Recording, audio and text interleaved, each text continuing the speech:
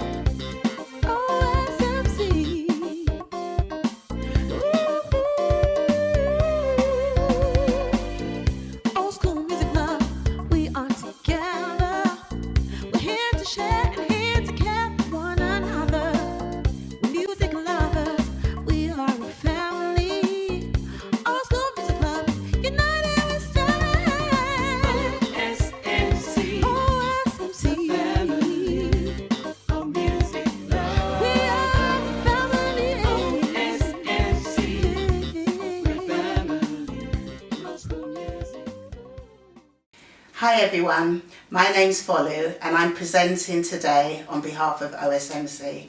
We're in Ireland and our guest today is someone that probably doesn't need any introduction, but for those of you who don't know her, my lovely guest today is the beautiful ESSE AGESSE. She was a popular artist in the 90s, a very popular singer-songwriter. She's been out of the public eye for a while and we come to just catch up and to find out what she's been up to. Now, before we get to that part, I'm just going to hand you over to our wonderful guest and she's just going to tell you who she is in her own words and how you got started in the music industry. Thank you, Folu. You're very welcome. Well, hi OSMC guys. Yeah. It's good to be talking to you all. So basically, like she said, I'm ESSE AGESSE and I started singing way back when, around 89, early 89, yeah. But I released my album then towards 1992. My first album, titled Familiar Stranger, and in it then the popular Fine Pepper Soup song, which everybody seems to not forget about, is in that particular album. And I went to release another one, Let's Celebrate, with Blackie doing a song, Kissing Game with Blackie in that second album. And then I went to do my first gospel album then in 1997, and I've been doing gospel albums ever since then. I'm a mother of 3, have 3 wonderful children. God has blessed me with them, and I am, if there's ever anything that I'm grateful for in my life, in my children, they've been a blessing to me, honestly. I have 2 girls and a boy, and I have been, like, I work, my primary job here in Ireland is a training and development specialist. So what I do is train customer care people, yeah. So I'm passionate about customer satisfaction, and that's what I do for a living. And then I'm into recruitment as well. Singing wise, I haven't done anything lately, but I am working. I am working, and I believe God that it's going to, like, I'm working on a single. I'm going to do 2 songs, a few songs, but I'm going to choose 1 or 2 to just release as a teaser. Okay. You know, until I do the full album.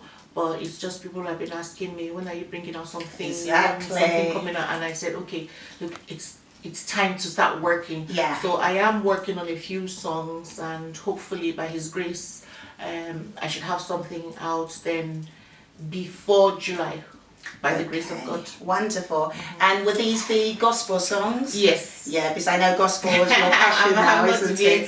It's gospel. A few people have said to me, oh, go sing. Why don't you go and do secular songs and all? It's just that right now, at this stage, at this point in time in my life, my focus is just in serving God, and I just want to use the gift He has given me in that way as well.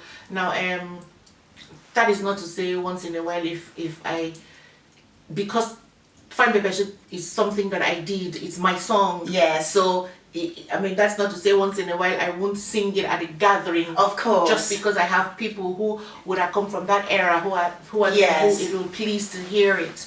So I would do things like that just to, Yeah.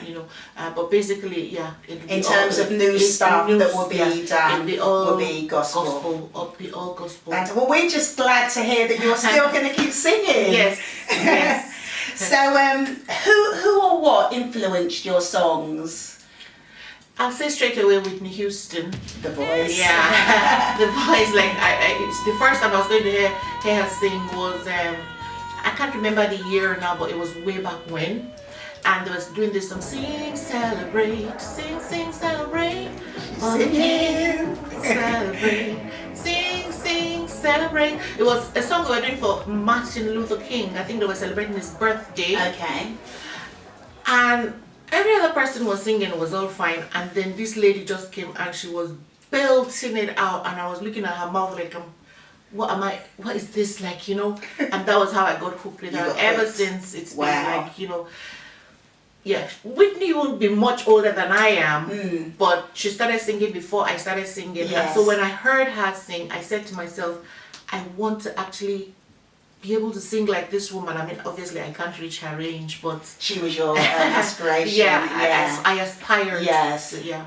And it's amazing, isn't it? Because sometimes when you do have like a group of singers and to show she just stood out for you and you can't even remember who else was there. And there probably was quite a few famous people. but she just stood out for you. Me, yeah, that's amazing.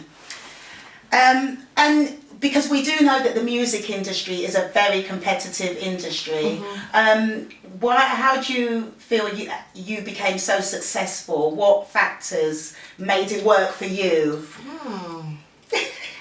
Well, then I would say probably because I was one of the few pop female gospel artists. I see. Yeah, probably then.